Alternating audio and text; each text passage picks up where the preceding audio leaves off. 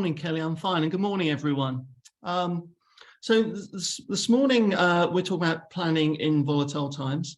There's kind of a short presentation. I'm not going to kill you by PowerPoint, but as Kaz said, if you've got any questions, please put them in the chat. We'll break at relevant times, and you get the chance to ask those questions. But it just allows us to know that you've got them, and there'll be a chance at the end to ask any questions that you want to ask. So please take advantage of it. If it's okay, I'm going to start sharing the presentation itself, just so we can go through.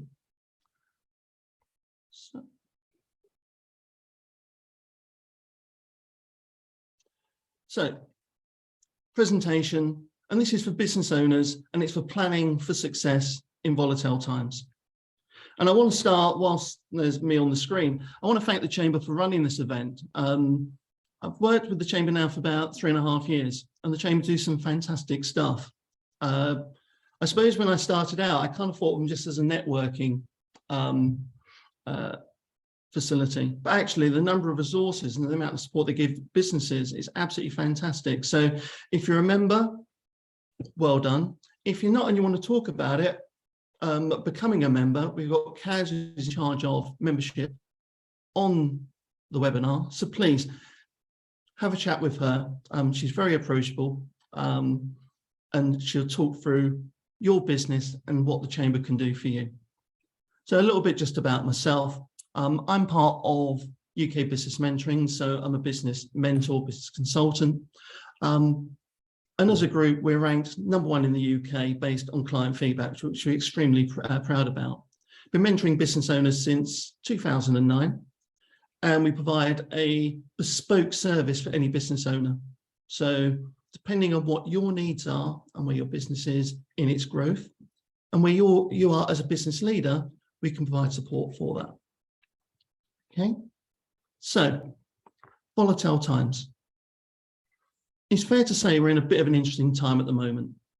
And I've put this quote up there because actually we can become very focused on these current times and this cost of living crisis that we have. But actually, life and business is constantly changing. And for any business owner, where you started out, the times that you started out, how your business was, your business will transform as you go along, depending on your business, depending on the economic climate you're in, depending on what your market is and how you pivot. So the part here is about volatile times. So the question is, have we been here before? So I just want to put a question out there. It's fair to say that we're in a little bit of a recession at the moment. So if I was to ask how frequent are recessions, because actually I want to show that actually this is part of normal life, how frequent are recessions? So the question is, and I'd like you to think of a number and put it in the chat. How many recessions have there been since 1430? And that may seem a really long time ago, but actually that's when kind of official records started. So since 1430, how many recessions, official recessions, and that's where we had 2 quarters of negative growth in the economy, have we had? So I just want to give it a second and see what we give everyone a chance.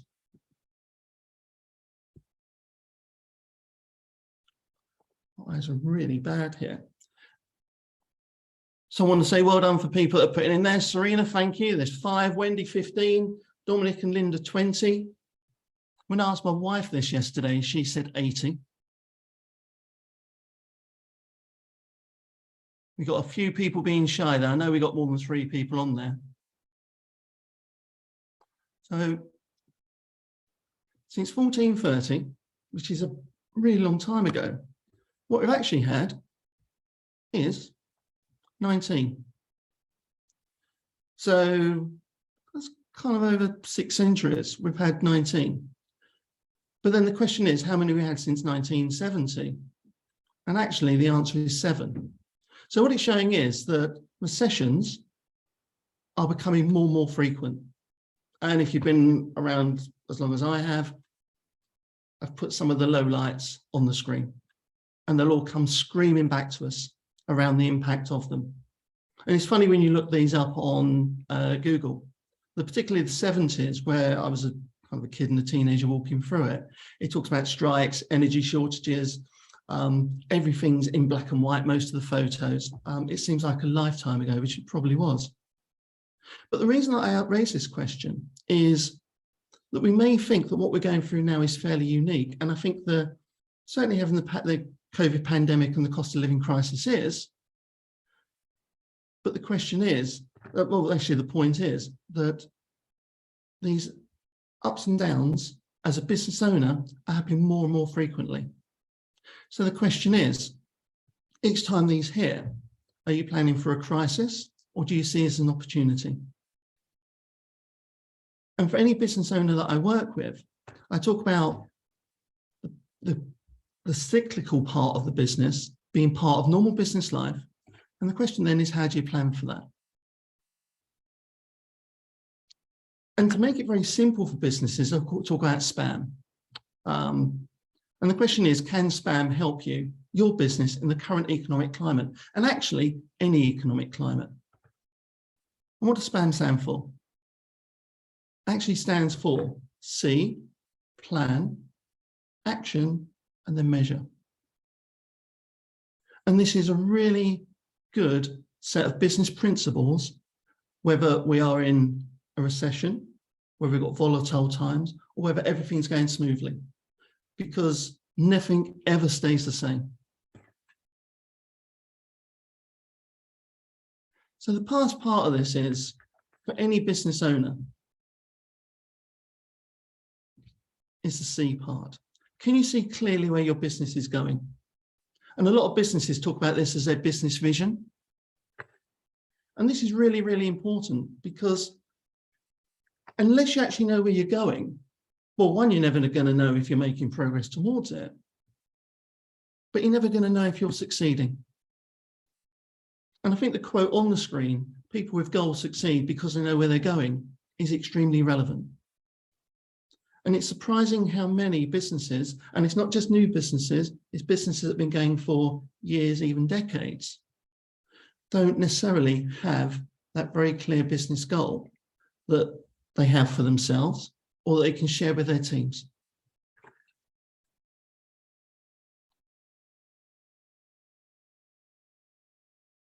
So for yourself, the first part of your planning is to think about your vision for your business. Is it clear? Are you absolutely crystal clear on it? And I'd say as well, is it written down? Now, if you've been going a little while, particularly in the current climate, but at any point that there is change, you may have to reevaluate what your vision is. But whatever it is, make sure it's crystal clear, but also get it out of your head and have it written down. And it is extremely rare that I come across a business owner that has got a very clear vision for their business written down. They have it in their heads, but having it written down brings it alive. The second part is, at any particular point in your business, and this became particularly relevant during COVID, because we had the lockdown and people couldn't open their shops, for example, as they normally would, people had to find a different way of trading. It's working out whether your target customer, your target market, is the same as it was a year ago, 2 years ago, 3 years ago, even when you started out the business. And it's thinking about, has their requirements remained the same? Has it changed a little or changed a lot? And if you're clear then on what your target customer, what your target market requires, it allows you to think about whether your product, whether your service, and actually your value proposition, why the customer buys your product from your company, is still accurately aligned to their needs. And you saw a lot of this during COVID in the shops, for example, on the high street, had to think of different ways of servicing. So more businesses went online or did order and collect. People had to be very creative in what they did. You even had businesses, there was an awful lot of pivoting. So, for example, you saw a lot of companies that went into providing protective clothing or hand gel But at any point, and it's not just for now, but how regularly do you think about what's the times we're living in, what's the needs of our target market, and does our product and our service, our value proposition, meet their needs?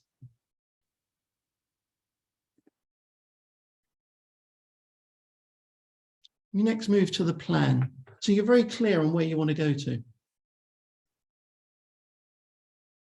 But you then need to plan how you're going to get there. So how do you do this?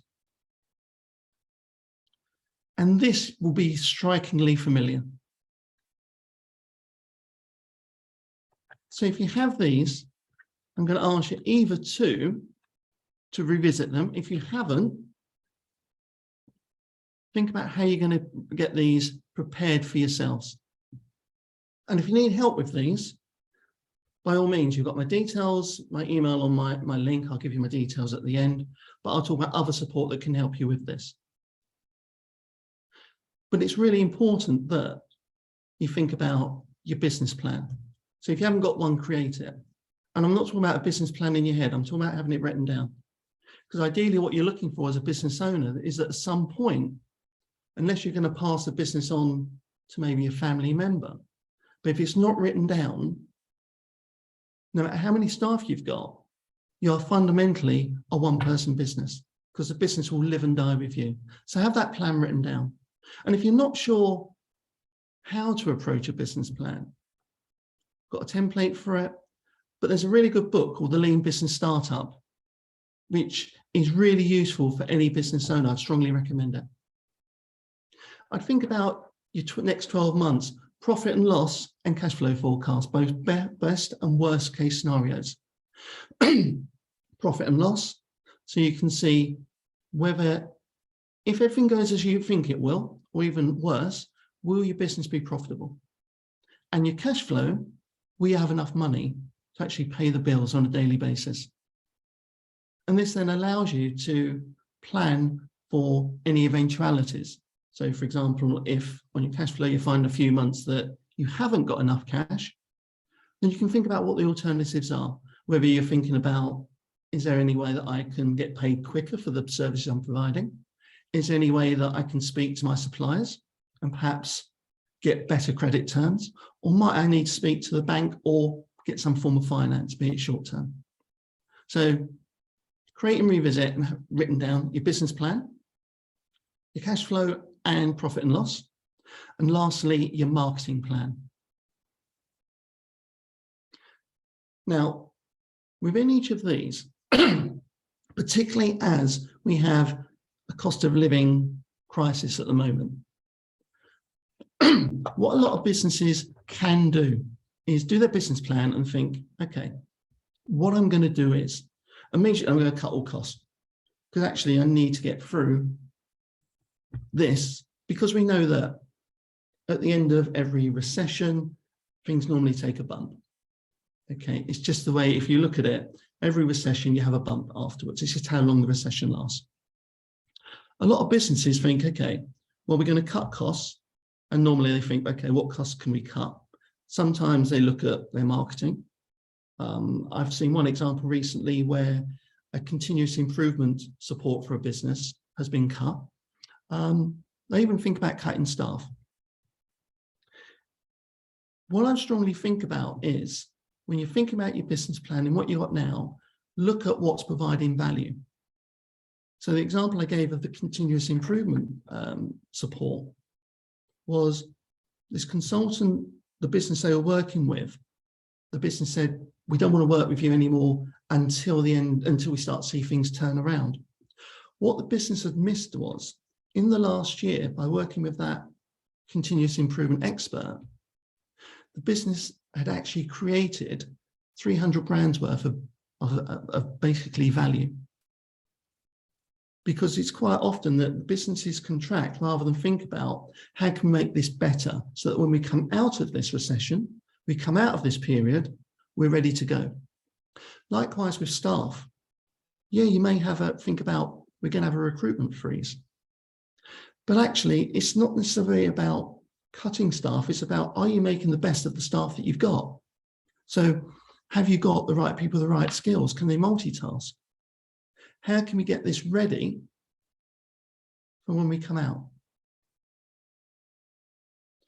One of the last ones, well, I have seen this a few times with businesses where they cut down their marketing, which is a huge mistake.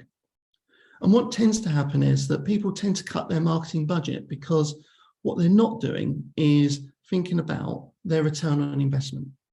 So we all know that if you pay for marketing, it can cost a lot of money, which is fine if you're getting a good return on investment. So what you tend to look at is the cost of acquisition versus lifetime income from a customer. So I would strongly recommend that you don't immediately think cut, cut, cut. Get value for money, yes. Cut any unnecessary cost. But at this time, more and more, the businesses that will win are the ones that communicate with their staff, but also with their customers. Show empathy of what their customers are going through. And we know very well that people are looking more and more for value for money. So how do you consider that when you're looking at your business plan? But also just make sure that your cash flow, you have enough money to continue operating, and that you're going to continue to be profitable. Maybe not as profitable as you were before, but it's really, really important that you plan and you forecast. I'm going to stop there for a second. So we're talking about vision and planning, which are really, really important. And I've just put on screen, and what I'm happy to do after this is I'm going to send these slides and the templates that I'm talking about. So if you haven't got a business plan, if you haven't got a cash flow, if you haven't got a marketing plan or a profit and loss forecast, I'll send the templates to Kelly and she'll happily share them with you. But what I just want to share on screen was 27 strategies that it'd be worth considering as you're going through the planning stage. And again, I'll share this with everyone on this webinar after this session. So vision and planning. Have we got any questions at this point? Kelly, anyone yet?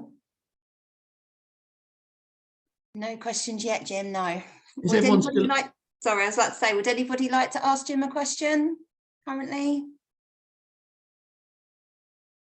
No. Is everyone still awake? Because I haven't got the faces on, so I'm sure everyone's still there. That's good. So, what's the vision for our business? What's the plan? Because the plan is the plan. Okay. We're then looking at action. Because I've seen businesses go, great, I'll create a great plan, but be absolutely poor with execution of it. I think it's absolutely key that your plan as a business owner is your key focus. So you've got your business plan, you've done your forecast. The question I'd ask business owners is, great, how are you going to execute this? So on your plan, because you could have a lot of stuff on there, what are the 5 key things that will have the biggest impact on the success of your plan? What are the actions? What really matters? And it doesn't mean you won't focus on other stuff, but come hell or high water, what are the 5 key things for your plan? And that's what your focus is as a business owner.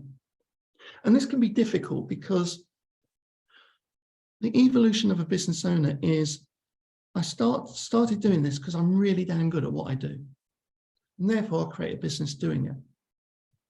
As your business grows, or as your business gets more mature, your role changes. So you become less of a technician and the person that does the doing, and more of a strategist, more of a leader, more of a manager. And sometimes it can be a very difficult transition for any business owner. So again, if you find that we're talking about stuff here, you go, this is all great, Jim. It's stuff that I don't like doing or I struggle with. Please reach out to myself afterwards. And I will always give you some time to talk about what are the issues, but also point you in the right direction of any relevant support. So whilst we're on here, and I'll at the end talk about what I do as a business mentor, business coach, I'll also talk about this great support the Chamber give, or the Kent and Medway Growth Hub. Okay, but what you're looking for is, by knowing what the key actions are, they're the actions that, use the phrase, will make your boat go faster. That's the benefits you're trying to get.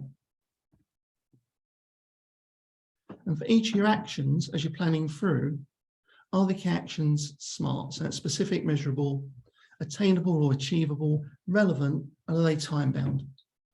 So you can measure how you're doing against them.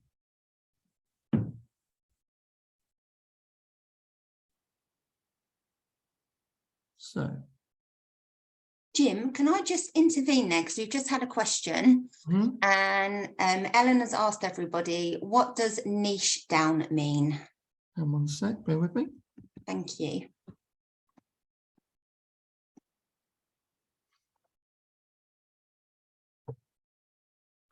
Do you know what? I'm trying to remember.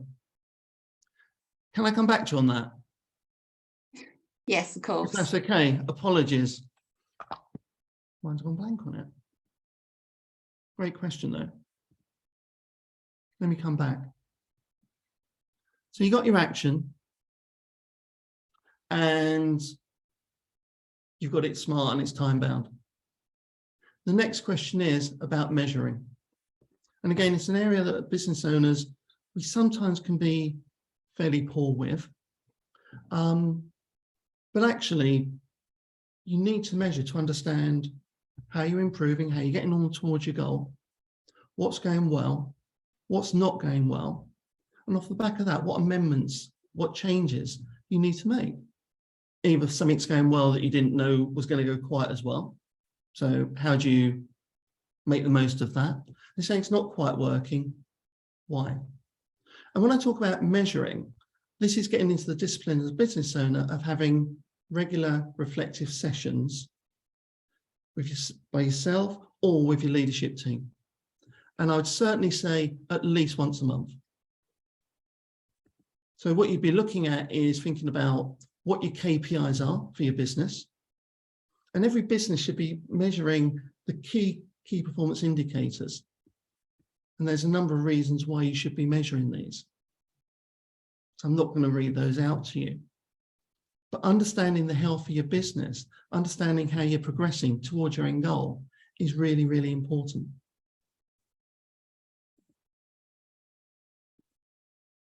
It's also important as well to think about what are the things that are creating the result. So get quite often business owners that think about, I'm going to measure, for example, the number of customers I get and their profit, the gross profit. That's fine, but they're not the things that will drive your business. So if you wanted to think about number of customers, the things you'll be measuring are what's your marketing doing, so number of inquiries, and you measure your conversion rate. And that will allow you to think about, these are the number of customers I've got. So if I want to drive number of customers, how good is my marketing? And then potentially, what's my conversion rate like? And when you're measuring those, and then you reflect on them, it gives you the opportunity to go, okay, fine. How do I improve that? How do I make those better? And there's a session that I do where we work through the sales funnel for any business, which then allows you to think about, okay, if that's how my business works to produce the outcomes, these are the things that I need to measure. Okay.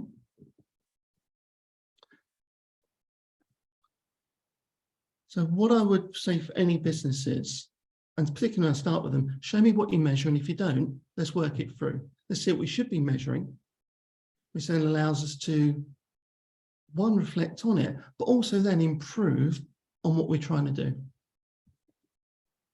And there's a few examples on screen that depend on the business. These are the types of things that businesses tend to measure.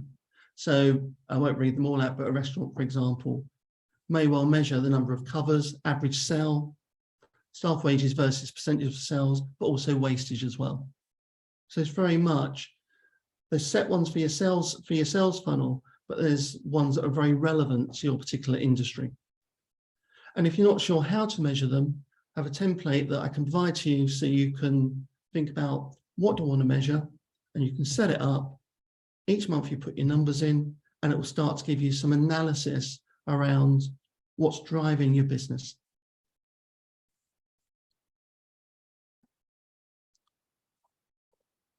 Oh gosh, right. So, Kelly, I'm going to jump in because I know you got the question. And I want to say, fantastic stuff on the chat where people have put in there about the niche down. So thank you very much for doing that. Really appreciate it. Okay. It's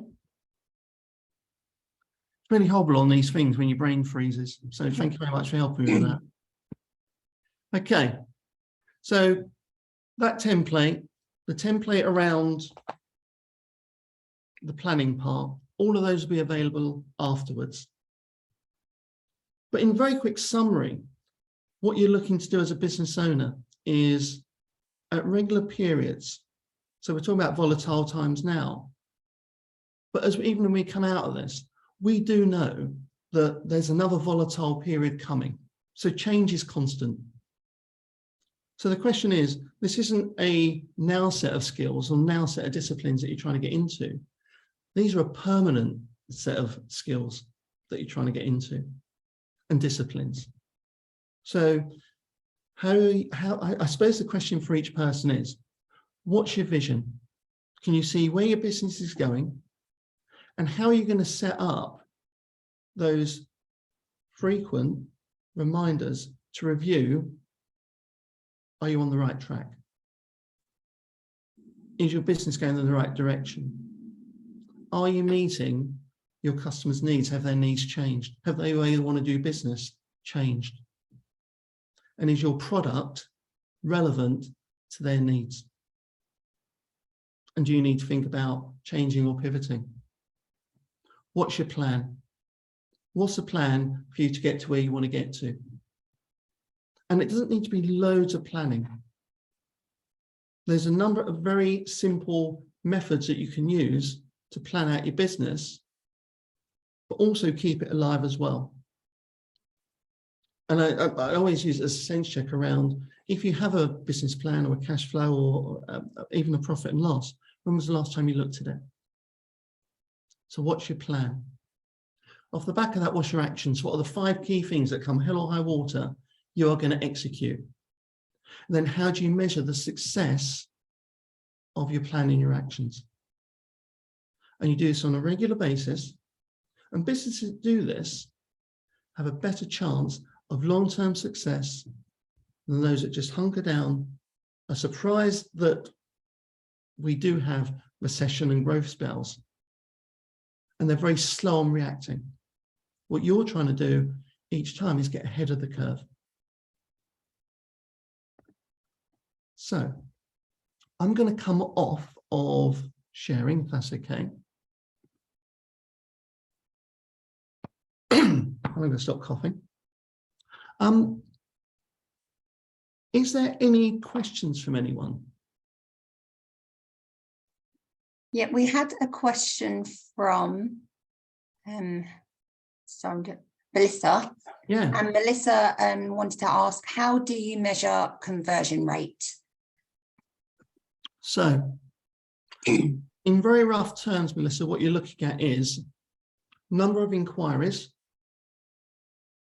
divided by the number of sales. That's what you're looking at, a number of customers that you sign on. Okay. And there's as you work through your sales funnel, there's a number of key areas that you'll think about as a business owner, depending on what's important to you. So, top of your funnel, inquiries, divided by the number of people that you convert equals your number of customers. Okay. And what you're trying to challenge yourself to do is each time improve, first of all, the conversion rate, then you're trying to improve the number of inquiries. And that may sound counterintuitive, A lot of businesses go, I haven't got enough customers, I need to improve my marketing.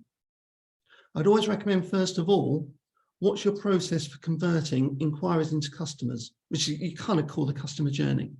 Is it absolutely spot on? Because what you don't want to do is pile more in the top of your funnel and they get a poor customer experience. So whatever marketing you've got at the moment, great. Understand what your conversion rate is now, and you don't need to go back and do this. You can start this right now.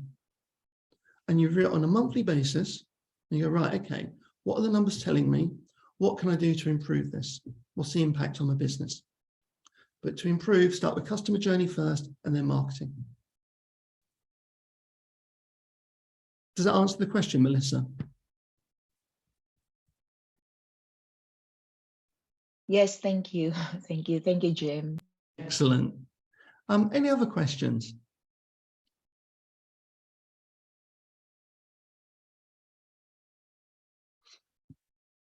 Can I just ask then, and we got some blank screens, but I can see some faces there, some eyes open, so that's fantastic.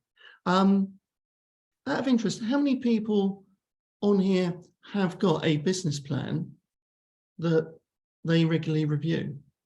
So can I see hands up? Got one, Dominic and Linda.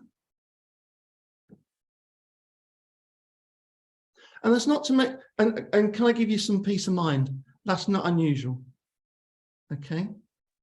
I think for us, we need to revisit our business plan. That's why I am in this seminar. Then maybe we can ask a quote from you.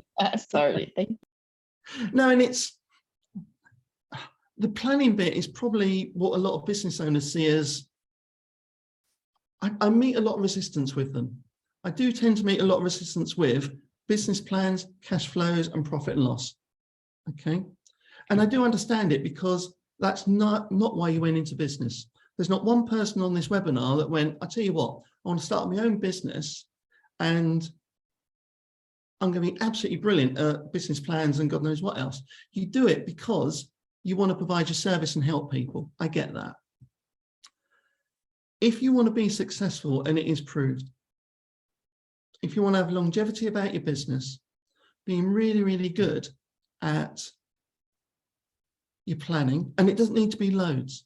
I mean, you can see business plans that are several pages long. There are some businesses that I help by just doing a 2-page business plan, and I call it a business canvas. They just put it on 2 pages, so they understand what they're trying to do. The cash flow is really important because I do come across a lot of businesses that say, well, I've got money in the bank, that's fine. But that's living day by day. You actually want peace of mind so that you know what's going to happen so you can get on with running your business. And likewise, you need to know that things are going to be profitable. So I kind of say sorry, but it's not why you went into business. But if you want to be here in a year's time, 3 years' time, 5 years' time, either work out and develop the skills, find someone to help you. It will help the longevity of your business and help your business success, absolutely no question. I did say about a couple of things that might help. If you're fairly new, or if you're looking at growing your business, a really good book is The Lean Startup. So I would really recommend that. And that's been lauded by Stephen Bartlett. If you want to think about your marketing and making marketing easier, I'd strongly recommend this. And I think I'm back to front. So if you can read back to front, it's great. But the 1-page marketing plan, really fantastic. And it talks to you about some really interesting and really important marketing disciplines that for any business are really, really relevant. And then lastly, we're here and we talk about volatile times, but really we talk about change.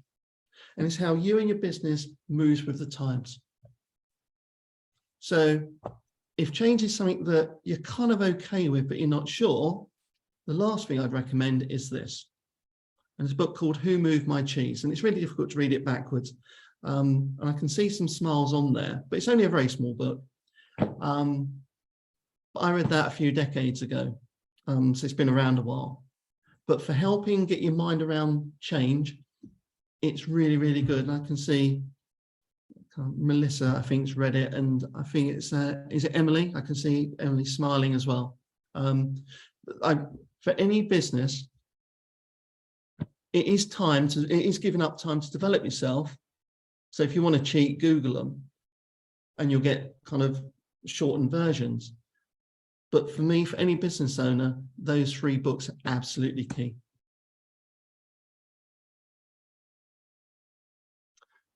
Jim, I've got a question.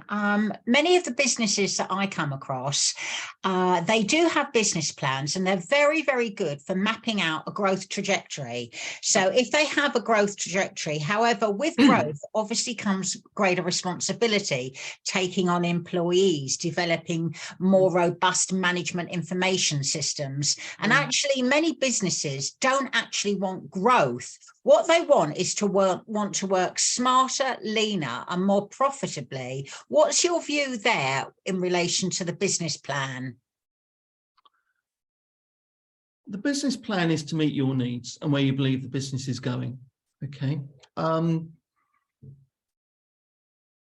view on business plans generally, and I'll come to your point, Kaz, is we don't spend enough time on them and we're not realistic.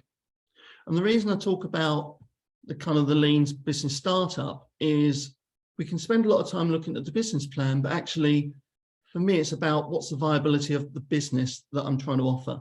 Is there a market for it, and how do I know? Absolutely key.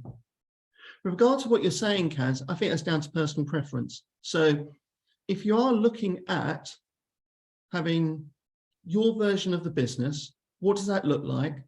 And I think it's recognizing what skills you need to make that happen. So the example that you gave around a growth business is, what I often see is we start out as a one-person business. We find something that works. We start taking on employees. Well, immediately that's an issue, because employing people is a whole different range of skills. It's completely different. We're then having to give up some of the expertise and the power that we have, because to be fair, we set up a business because we're damn good at what we do. But actually, as you start to take on people, the mindset is, how do I make them better, as good as, if not better than I am? And something I can say to every business owner is, if you've got staff, how do you get them to make you redundant? And the redundant bit is really important, because where a lot of business owners cling on to seeing customers, to selling stuff, to doing stuff, a true business owner is there to actually do the strategic part, do the planning part, bring out the best in their people. And an absolutely ideal is, if you can get your people to make you redundant because they're that good, you've then nailed being a really, really great business owner, manager, and leader. That's what you're trying to do. But it all depends on what your vision, what your aspirations are for the business, that determine the skills you need in the business, but more importantly, how you develop your skills. And unfortunately, business owners developing their skills quite often is the very last thing that business owners focus on. And they normally only do it when they're stressed, or they're working all the hours God sends, and they're looking out the window, they can see their employees, they're out there enjoying themselves, their family is doing stuff, but they're working from morning till night. So as a business owner, what's your vision? What do you want your business to be? And it can change as you go along. But more importantly, how are your skills going to develop as a business owner to create that business? And I think the end part is as well that quite often business owners, you may well have the business and you think, well, okay, when I retire, the business will go. But a lot of business owners are trying to create something they can sell. Well, again, making you redundant makes it more valuable to sell, because it doesn't come so reliant upon yourself. You have something that you can sell at the end when you're ready to sell that business. Does that answer your question? Any other questions?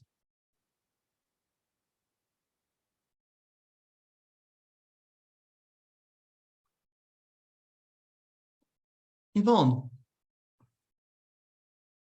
Oh, that's hang on, Yvonne. Let me unmute you. Oh, I don't think I can. Kelly. No, I've done it. Sorry. Oh, well yeah. done. Yeah, I mean, I'm actually representing two organisations. Mainly, I'm the fundraising director for the Canterbury Climate Action Partnership. Now, obviously, we need to generate enough income to survive. Our prime goal is to get the general public and everybody on board with climate action.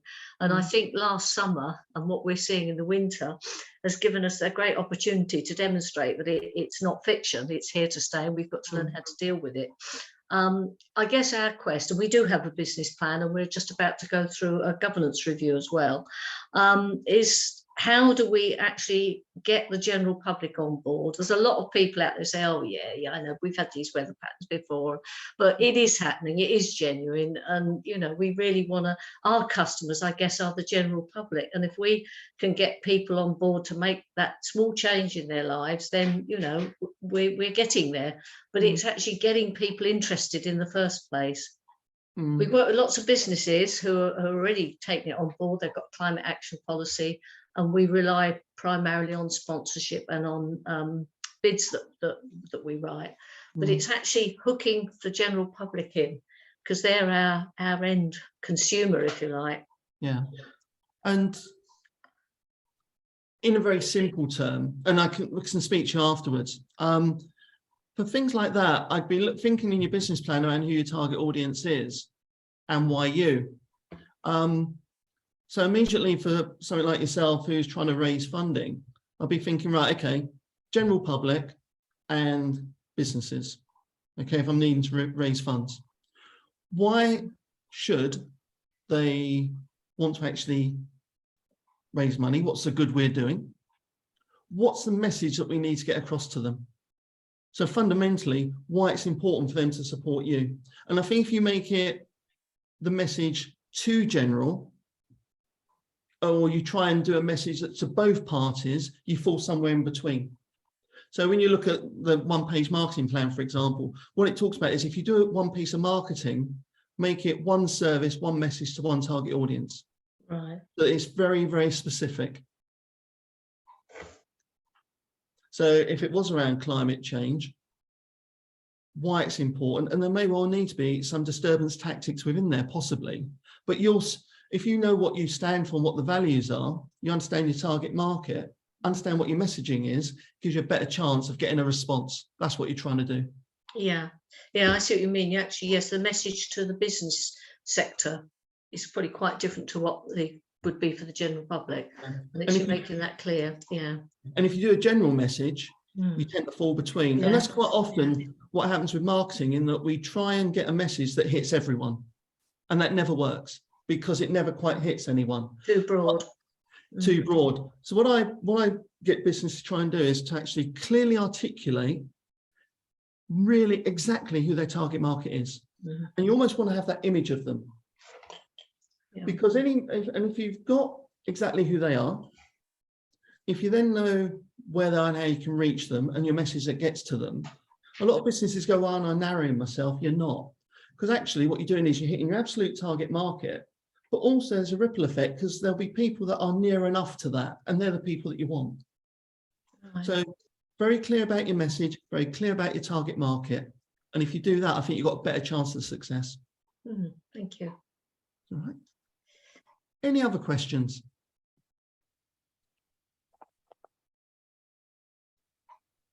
I've been asked about the books, and when we send out the templates, etc., Kelly, I'll give the links for the books. Fantastic, perfect. Yep, thank you. I was going to ask you that. We've had a question from Melissa again. Melissa's asking, is there really a one size fits all for marketing? No. There are principles.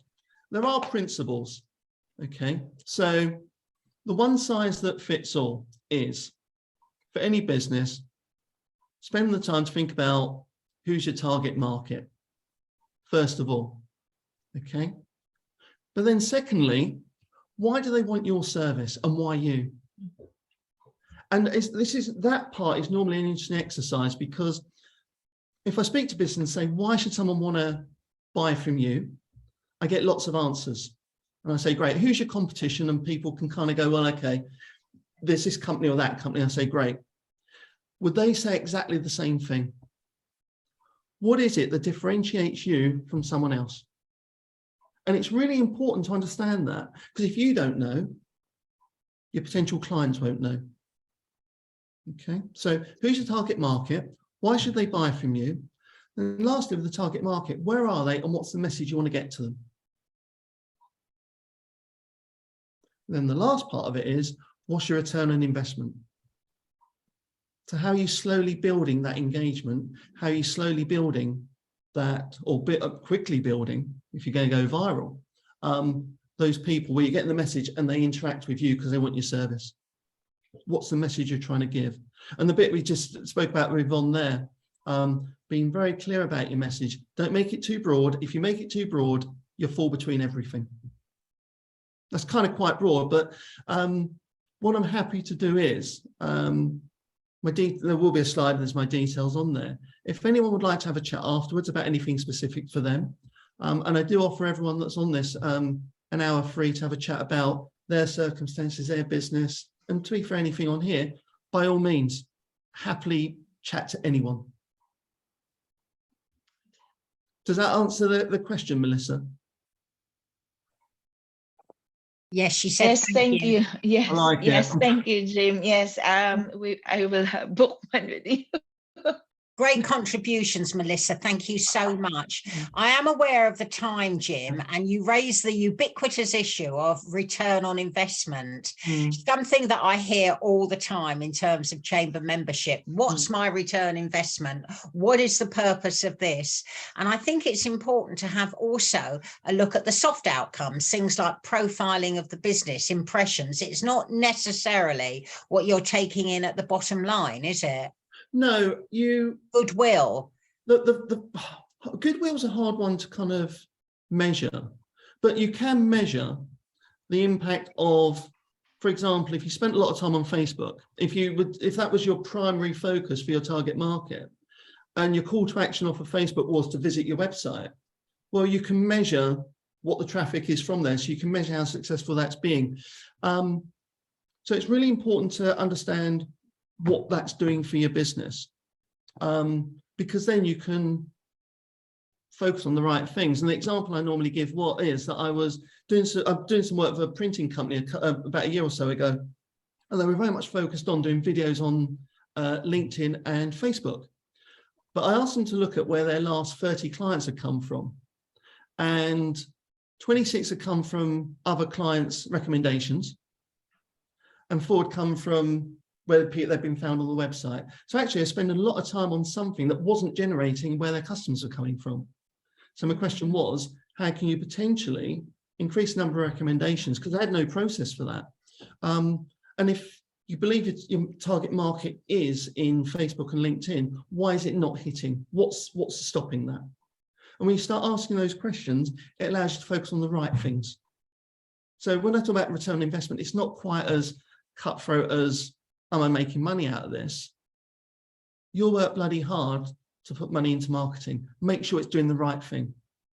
So it's doing less, but being smart is kind of the way that we go with that. Now, I do appreciate we've got kind of 6 minutes to go. Can I just give you my details? Would that be okay if I share that?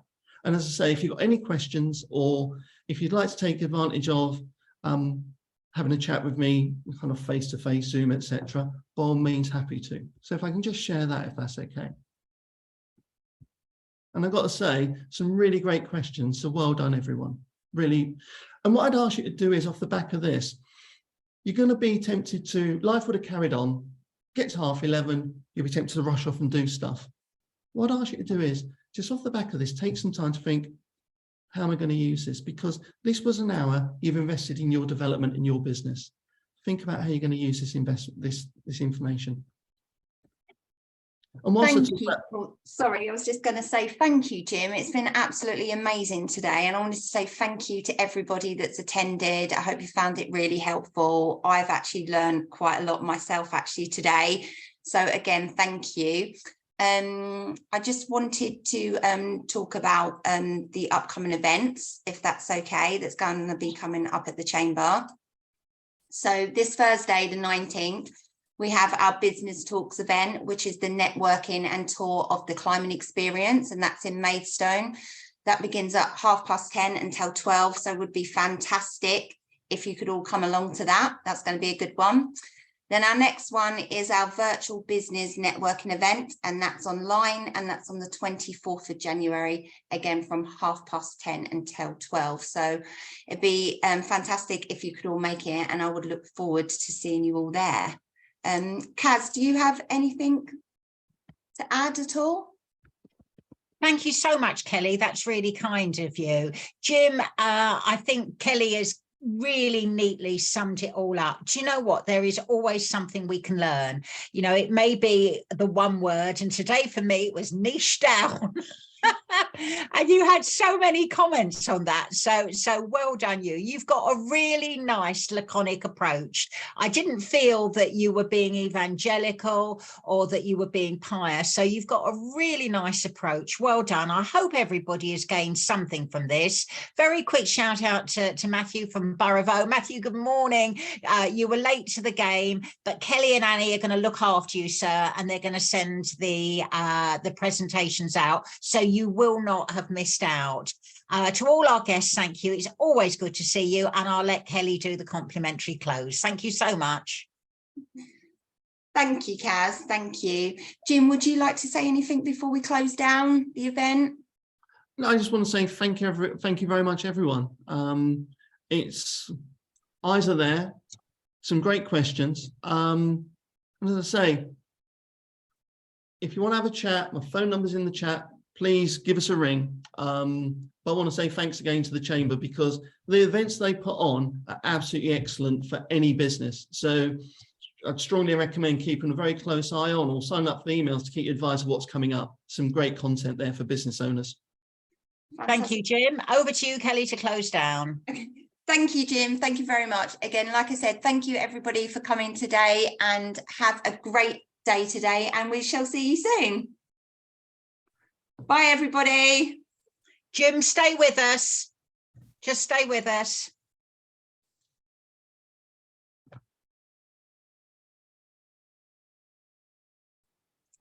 Thanks, Yvonne. Thanks, Beatrice. Thanks, Charles.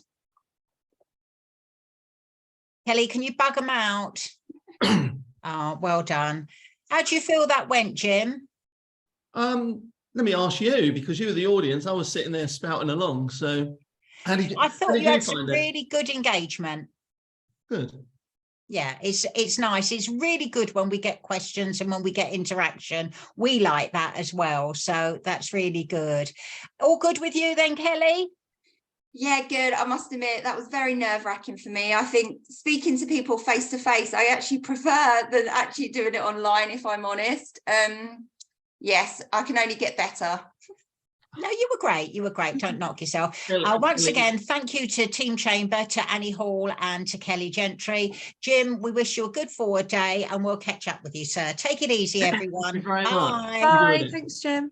Jim, Bye. just to say, I'll give you an email so you can send over across those slides and the templates. And can I ask as well, if there's any feedback on improving these, and Kelly, if it helps, I was nervous as well, so don't worry about it. These are always nerve-wracking. So It's never as easy as you think, is it? Do you know what? I've done loads of these. And Yeah, ditto. I'm always nervous because you never quite know. And that niche down bit, I've kind of, and You have brain freeze. Yeah.